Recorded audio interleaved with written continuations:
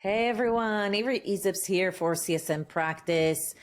On today's podcast, I have a special guest. His name is Tomer Lax. He has so many experience working with companies, either on mergers and acquisitions, on scaling their operations, optimizing their strategy. And over his vast career, which I'm going to unfold for you because it's pretty amazing, he actually developed a framework for any executive that is listening to this podcast. If you follow that strategy, if you follow that framework, you will not only get consistent optimization of your processes, which is what we all tend to fall into, but also create moments in a more consistent manner that completely innovate your company drastically, transformationally. And so with that, Tomer, thank you so much for coming to the show today. I'd like to introduce everyone to you, and maybe you can share a little bit about today. You're a management consultant. You have your own company, Kapability Group. Can you tell us a little bit about your career path? How did you become a strategy management consultant and an expert in this field? Yeah, absolutely. Thank you, first of all, for having me. I appreciate it. It's a pleasure. I took kind of a bit of the unbeaten path to get to where I did in my career. Started off as an attorney in the States in Chicago, mostly focusing on corporate restructuring and M&A. Went into a bit of the family office business for a while in terms of investment management, and then spent the majority of my career working with corporations around the world and helping them build their organization for the future. Specifically, how do they prepare their company for a future exit? An exit could be any variety of things. It could be an IPO. It could be an acquisition by a third party. It could be actually an ESOP, right? An employee stock option plan, where we prepare the organization to transfer it either to the next generation or to the existing employee management team. So there's various ways to do that. And then over the years, what I've been able to do is to help companies grow through those different cycles. How do we take an organization where they are today in their current life cycle and then help them build a springboard into the next level? The idea is to do that in a very scaled but optimized way. So the growth is through scaling, but it has to be optimized. That led me to many years in consulting, also here in Israel with KPMG for a few years.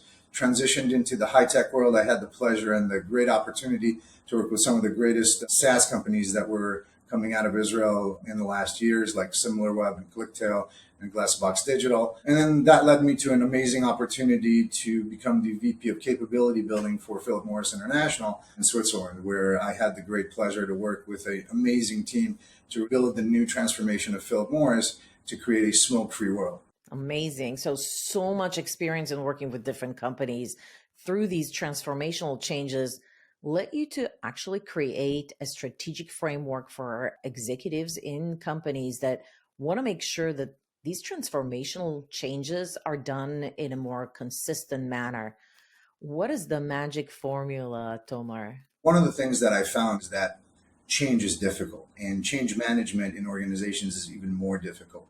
And depending on your size, that difficulty becomes even more entrenched depending on the complexities. And over the years, a lot of the consulting work and a lot of the work that I did with companies highlighted that fact to me. And what happened was that I was trying to find a way to create a structure where the change management is done in such a way that it has real buy-in. Because one of the real problems with change management is that we don't get the buy-in from the grassroots. And that's critical because at the end of the day, management only has a certain level of visibility. And I like to akin that to a basketball. So if you think of a basketball coach, they're standing at the sidelines. Their point of view of what is going on in the game is very specific to what they can see. And if they don't communicate with the players on the floor, with their assistant coaches that have their point of view, they might miss a lot of what they need to know. The center might be under the boards fighting for the rebound. And he's getting elbowed and the referee's not seeing it. He's not communicating that back to the coach. The coach can't then voice that to the referee. Oh, keep an eye. My guy's getting beat up under the baskets. You got to help him out here. Same thing with an organization. If we don't have that communication, how do we create that type of structure? So over the years, I've been trying and testing different methodologies, which led me ultimately to find the 70-20-10 methodology, which originated in the learning and development world, where the idea there was, how do we improve learning for people on the job? And the idea there was that we should spend 70% of our time on the job training, honing our skills as we're doing them. 20% should be social type of learning. And then 10% more of the formalistic type of training, where Over the years, that developed also into different methodologies with innovation, like Google, taking that and turning into management innovation formulas, saying we're going to spend 70% of our time on core capability innovation. What is it that we do today that we can improve? And then they spent 20% of their time on what they called adjacent innovation. How do we make that 70% a little bit better? And then ultimately 10%, they focused on transformative innovation. What's going to break the market? How can we revolutionize what it is that we do? How can we take what we do today in that 70% and just completely blow it up and break it apart? And so that was the evolution of the 70-20-10.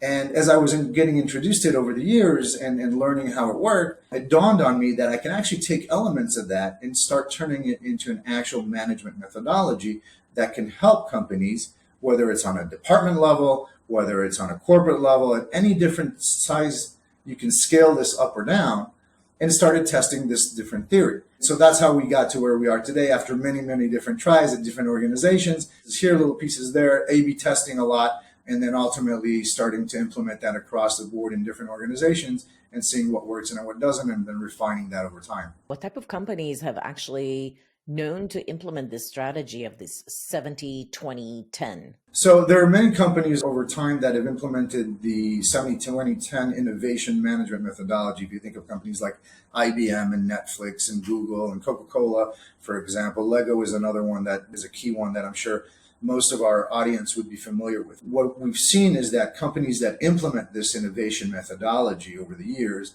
are 5 times more likely to attract talent because the talent gets a voice. And when talent gets a voice, your company flies. We've seen that companies are 4 times more likely to respond to business change faster when they're agile, when they use this type of innovation methodology. So these types of facts and this type of evidentiary prove to me that this innovation management works.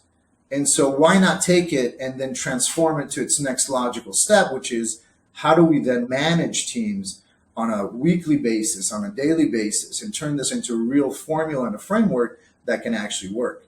Okay, so 70% core initiatives, 20% adjacent initiatives, and 10% on transformational projects. Correct. If I'm an executive, let's say a customer success executive, how do I take this framework and actually implement it within my department? So there's a couple of things I would suggest that you do kind of right off the bat that are simple to do in terms of implementing the 70-20-10. So first of all, it's a time management tool. It works on a weekly basis, part of the A/B testing of trying this out. You want to look at it on a weekly basis. So the 70-20-10 means that you should split your week from a time element into 70, 20, and 10. Meaning 70% of your time, you should focus on those core activities, your core business activities. You invest the time, the capital on that core activity that's going to deliver against your stated targets and your goals, what you want to do. 20% of your time of that week should be working on creating or working through new initiatives that are designed to grow and optimize the core business activities, that 70%. For example, like in customer success, we do our initial handover discovery conversation in a certain format. Look at that format, look at that process. Spend 20% of your week on that particular item and see how you can improve that process. What are you doing well? What aren't you doing well? And as I'm sure most of our listeners are doing as organizations in the customer success world, is that they've designed their customer journey. Because once you've designed your customer journey, and if you've indicated your specific KPIs for every milestone, then you can hone in on those milestones on those KPIs and choose which ones to prioritize in your 20% work in terms of improvement. And then at the end, you should spend 10% of your work week on transformational projects. So I'll tell you what I do. I actually have a notebook, and my notebook is actually split into 70-20-10. And when I run into some transformational ideas throughout the week, like I'll have a conversation with you, Irit, make me think of something, I'll scratch it down real quick in my 10% section. And then for me, I've kind of carved out over the years Friday mornings as my 10% time. And then I spend about 3-4 hours opening up that notebook and looking at all the ideas that I wrote down throughout the week for that 10%. A lot of them are garbage, right? There were great ideas when I wrote them down, and they end up in the garbage can.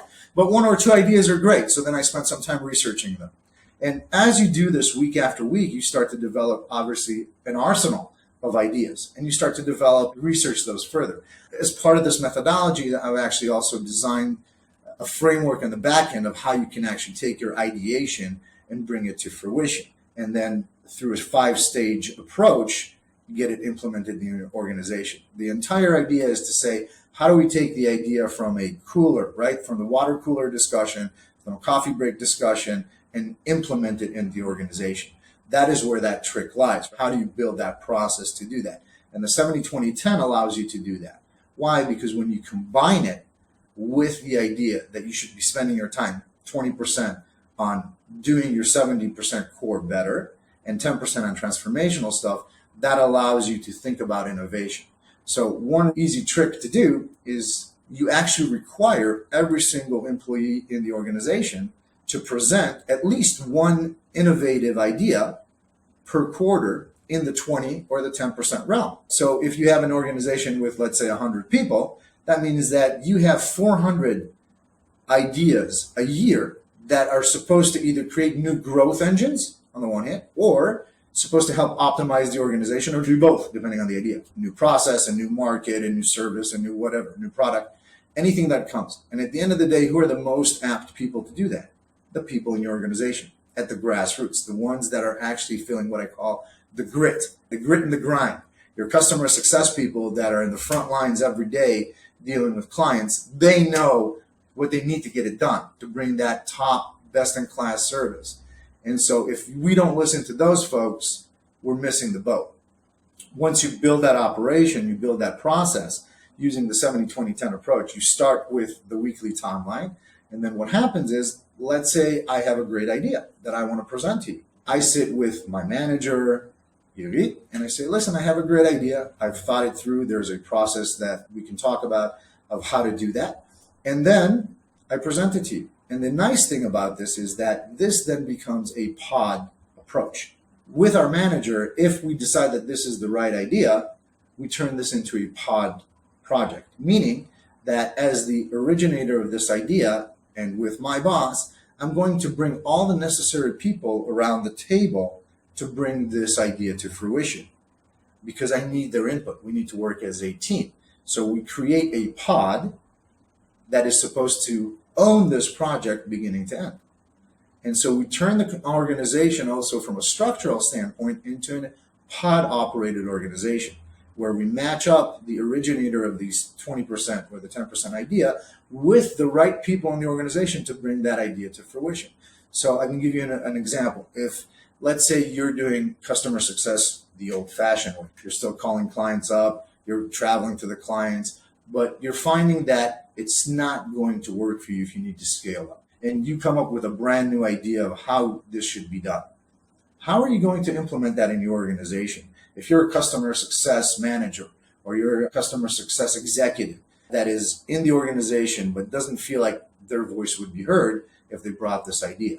Well, if you build that process correctly, everybody's idea ends up floating up. And what happens is that you end up using the best ones. I think that structuring environment to do so is important from an executive standpoint. And I think in the past, you talked about the importance of empowering people to have the structure in place to feel comfortable raising these ideas and then building the structure so that they can follow through with them. And some of these elements is, first of all, from a management standpoint, we need to create clear expectations that this is encouraged, maybe provide some recognitions and rewards. What are some of the other things that you recommend, including as part of the culture of the organization to facilitate this? I totally agree with you. I think incentivizing the employees to be as open and transparent is much more than just a cliche or an empty statement. I think at the end of the day, where you see a lot of the disconnect between management and staff is in that transparency. I can't tell you the number of projects that I've been on that one of the first things that I hear from staff is they don't listen to us. There's a disconnect. We don't understand where this is going. There's a lack of transparency. And especially in customer success, it's such a sensitive area because not everybody is bought into the Kool-Aid that I think both you and I have drunk, which is everybody in the organization, no matter what your position and what your role, is doing customer success, right? We're all responsible for it. From the CEO all the way down, everybody in the organization has an ownership stake in customer success, because at the end of the day, customer is the one that pays our salaries, helps her grow, and so on and so forth. So once we change that mindset and we understand that we're all there to serve the client, we have to ask ourselves, okay, what is that value that we bring and how can we reinforce that? And the people closest to realization of that value are ultimately your customer success people, because they're the ones, as I said before, with the grit. They're the ones that are engaged on a daily basis with the client, and they know what will work and what won't work over time. And so we need to listen to them more. This type of framework that I've designed over the years, what it does is it allows that to become a structural approach, which is addressed every single day, every single week. And not to say that things don't fall between the chairs, obviously they do. That's just normal. But what it does is it allows a much more transparent organization and much more clarity into where we want to go. Because at the end of the day, what you do is you find very quickly where the disconnect is based on the innovative ideas that your staff is bringing. Because if they're completely missing the mark, it means that they're disconnected with the strategy of the organization. They don't have clarity into where the leadership is trying to take the organization. Once we have complete transparency and understanding of where leadership wants to go, everybody can then help optimize the organization and create growth engines leading toward that. But if there's no transparency there, the organization can't help itself. And so these types of conversations are critical. So if I'm an executive and I have implemented this framework successfully, what kind of like quantitative key performance indicator can I provide myself to keep gauge and see, is this working? So there's a couple things that you want to look at. From the very obvious, very simple one, which is a quantitative basis. How many people do I have? How many new optimization and growth innovation ideas have we generated this quarter? As I said, I like to create at least one quarter per employee. That doesn't mean that that idea actually ends up getting implemented. All it means is that the idea needs to be generated, needs to be presented to that employee's supervisor, and then they have that original exploration discussion to decide whether or not to take it to the next step. Now, there, within my methodology and project-based methodologies that are similar, we use a gate staging approach, which is there's 5 gates that you need to pass through with that pod that I mentioned in order to have the sign-off to implement the new process, the new product. And so you can utilize this for any number of things. One of the interesting ways, and one of the things that I would recommend an executive to do, is actually to build the pod system, not only for your 20% projects and your 10% projects, but in certain cases for your 70%. And what I call those I call them core pods, where you take your sales executive and you take your customer success executive, and those individuals form a pod to service the account. So depending on your company, whether you're a SaaS organization, you're manufacturing, depending on various things, that pod would be structured differently. But if we take, for example, like a SaaS company, then that pod in the sales structure, in the sales journey, would actually help the sales executive, the account executive, through that sales strategy, through that sales journey. Meaning that, let's say that we decide that the right timing in the sales journey is post-discovery to form that pod. That AE comes back and says, okay, now I've collected all the data that I need, and these are the individuals that I need to help me bring this deal over the line.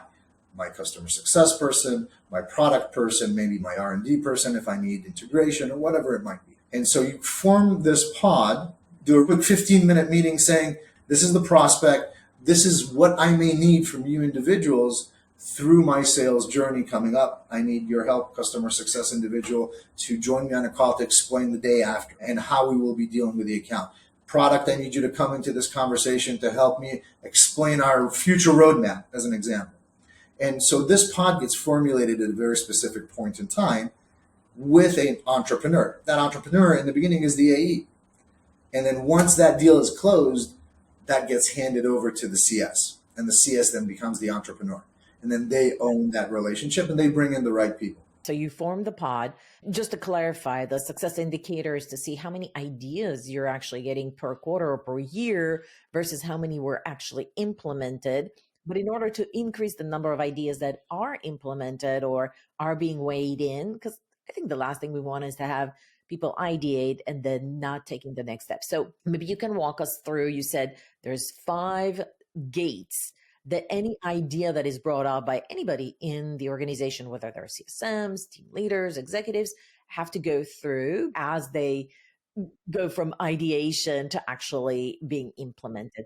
Imagine that again, that I've come up with an idea for a new process. Our new way of working should be XYZ. Then I would sit with you as my supervisor and I would say, listen, Irit, we've been doing it this way forever. And I think there's a better way to do it. Here's what I suggest. And you would say, that's actually an interesting idea, but we need to get input from everybody else. So we formulate the pod, we bring everybody that we need to the table.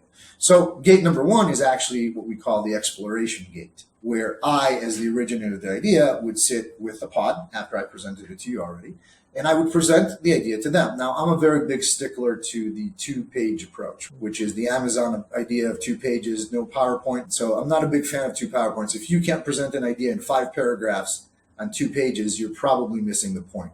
So you want to make it succinct and clear. And so then I would present during that first stage, I would identify what the problem is that I'm trying to solve. I would present what customer insights I brought to reinforce my argument why I think we need to do this new process. Now, customer could be any number of things. It could be external customers, but it could be internal customers. It could be the sales team, it could be the CS themselves, it could be product. Customer is a very broad term that you need to apply to the solution that you're trying to bring.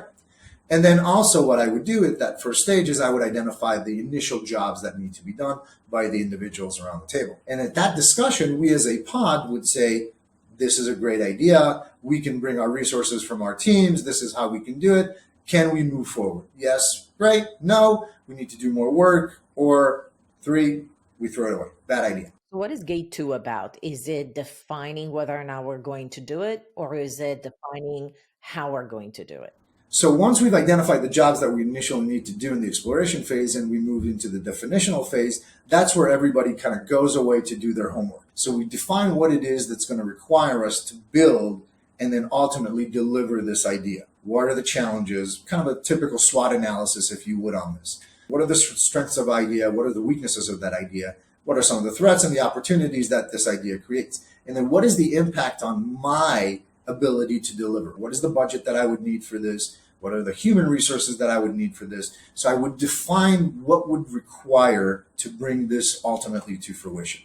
So would it be true to say that if you completed fully the requirements document and identified the resources, etc., then you can go through and start gate 3 or phase 3? Exactly. So once we've kind of reconvened as a pod and presented back the definition of what it is that we see the work that will be the ultimate outcome, which is important to note here, which is at the definitional phase here, we should have a very clear understanding of what is the desired result at the end of the process, or at the end of this process, whether it's a new process, a new marketing campaign, or a new product, whatever it might be.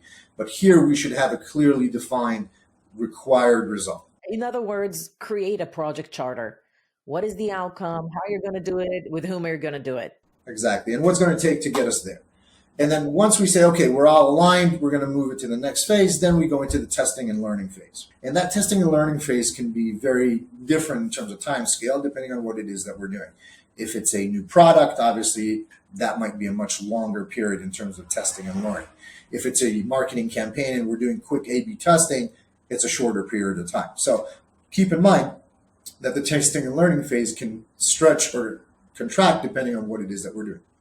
But here, the idea is at the end of the day is to test our idea, learn and iterate, and then identify the gaps and the risks from our definition based on the results of the testing. And then we say, okay, we've completed the testing, we've concluded, yay, nay, or more testing. Let's say we say yay. We keep going to the next step. The next step is completing that definition, taking the lessons learned from the testing and learning, and building the business case. Is there the ROI here that we thought originally that's going to be there? Is there going to be truly the benefit to the organization that we wanted to bring?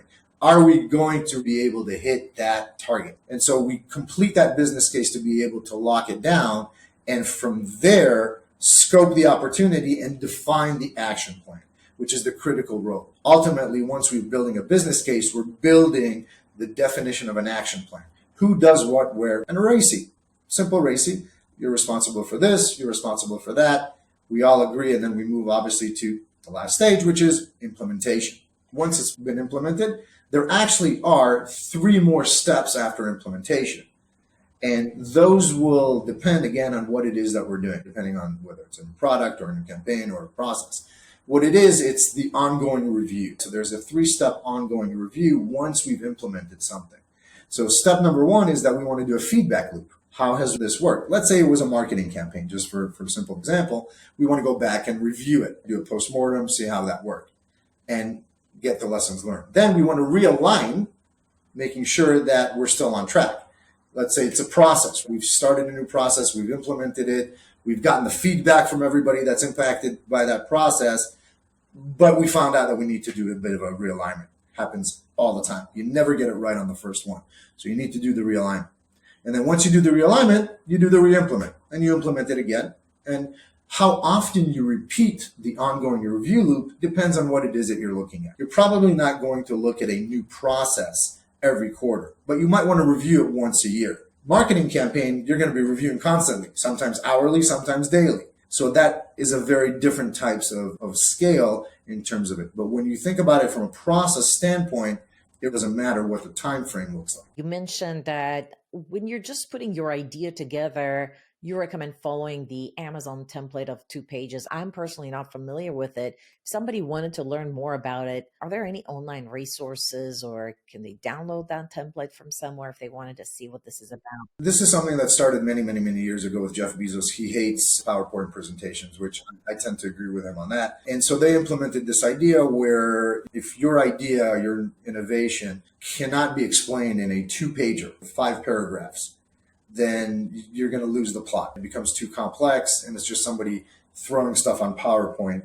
So you want to make sure that you're clear. Now, whether you use PowerPoint or not, it doesn't matter. At the end of the day, the idea here is that when you're formulating your idea and you want to be able to communicate it back, you should follow a process. And that process should culminate at the end with a summary of that idea. How do you deliver and communicate transparently and succinctly your idea? There are various ways to do that. When I work on my ideation, I mentioned earlier when I sit down and do my 10% and I have an idea that I want to formulate, I follow a process for that as well. I do the preparation. I do my research first. So I do a lot of planning. I do the research. I understand the topic. Then I do what I call a problem finding, which is the analysis of the problem itself and the definition of the problem. Do I actually know what I'm trying to solve for and for whom? And then you create your ideas. I do these creative sessions and audience interviews, and I like to do like a lot of back and forth, a lot of questions, back and forth. And then I obviously look at all the data that I compiled until this point. I analyze it, and then I turn this into what I call the selection rounds, which is what are the options that I have to solve this problem, and which of these options do I think is the appropriate one that I would recommend to Irit, my boss, that we should implement. And then the final step would be to sit with Irit and say, here you go. I've identified this problem. I'm not crazy because I've talked to all these people. They all agree with me that this is an issue that we need to solve, a new process, a new product, whatever it might be. Here's my presentation, right? Here's very succinctly, yes, yes, no, no. Now, little trick to keep in mind, learned this over the years. The ideas that you get, that you reject, you don't throw them in the trash. You actually throw them in the recycle bin. And at the end of the year, you look at all of those ideas again. Because what tends to happen, and from my experience I found, is that about 10 to 15% of those ideas were just way ahead of their time. The organization wasn't there yet, and the person was. And so we as an organization couldn't see what they saw. So it's always great to go back at the end of the year and look at some of those ideas and then pull the ones that are relevant back out. Gives you actually more value from those ideas over time. Love that. What a great tactical advice. You talk about having everybody in the organization submit their ideas. You worked with a lot of different companies. If I were to do it in a more structural manner, meaning ideas are not just emailed, because I wouldn't necessarily know who to email them. Is there like a specific email address? Do they upload it into SharePoint? Like, what's the best process you've seen in terms of accumulating these ideas in one place in a more framed manner? Best way to do this is at the one-on-one meetings, meaning that when I have my one-on-ones with my supervisor or somebody that I'm managing, I actually structure the one-on-one based on time into 70% of the time we're going to have discussion on your core activities. So if you're a customer success individual and I'm your customer success manager, 70% of our one-on-one conversation is going to be about your day-to-day work. You retain the clients, you were able to make them happy, you brought value. 20% of the time we're going to spend on talking about those initiatives that you're working on to improve your 70%. So those pods that you're involved with, that's where we're communicating. That's when you would be able to present that idea to me, that two-pager, and saying, listen, I have a 20% idea of how to improve what we do better. And so that's where we would have that engagement. And then 10% of the time we would speak on those transformational projects that you're in. How you do that depends on how often you're sitting with your team. But my recommendation is that even if you can't set aside, so to speak, 30% of the time at the one-on-one meetings, make sure that you do follow that kind of a structure every month. Do that type of a structured meeting every month. And if you can't, break it into two, meaning have a separate monthly meeting on the 20 and the 10. What is the best question you have ever asked during a meeting that provoked an innovative idea from an employee that typically doesn't share innovative ideas? It was more of a threat because this individual was a digital marketing expert and she was amazing. She had been with the organization there for a number of years, 3 or 4 years, but very quiet, very introverted, and kind of gotten forgotten at the side. When I sat down with her for the first time in our one-to-one, I found this unbelievably brilliant, I would actually say, digital marketeer with really great experience in her background, but she was an introvert and she would never speak up. The interesting thing was that she had so much more knowledge than anybody else around that table by light years. And so it wasn't the question, it was more of, I threatened her that if she wasn't going to start speaking up, I'm going to start calling on her in meetings. And, it was more of a kind of a jokingly setting it. But the question that I asked of her is that at the end of the day, who is best positioned to solve this problem?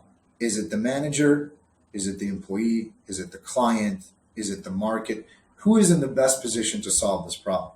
And most often than not, what you'll find is that the individual sitting across from you will tell you it's them.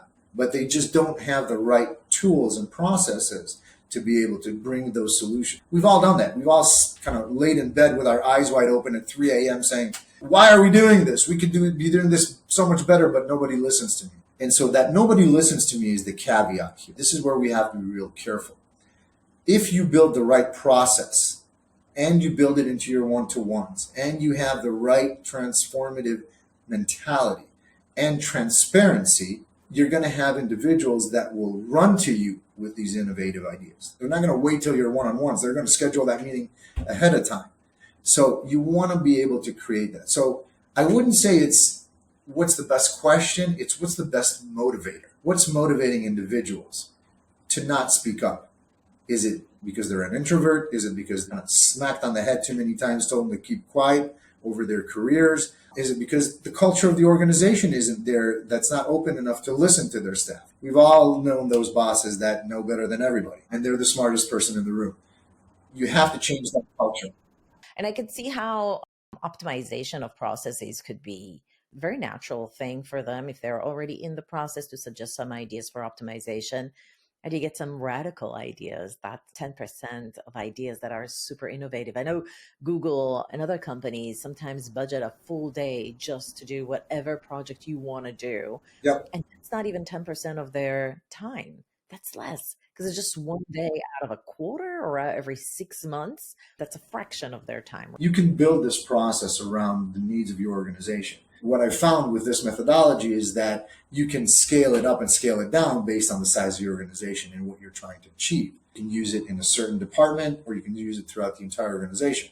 You can use it in several departments as a pod or not. So you can build this in a dynamic format, which allows you to grow it over time as well. Tomer, so you're a very intellectual person, obviously, and you're always striving to get that 10% for in your own world.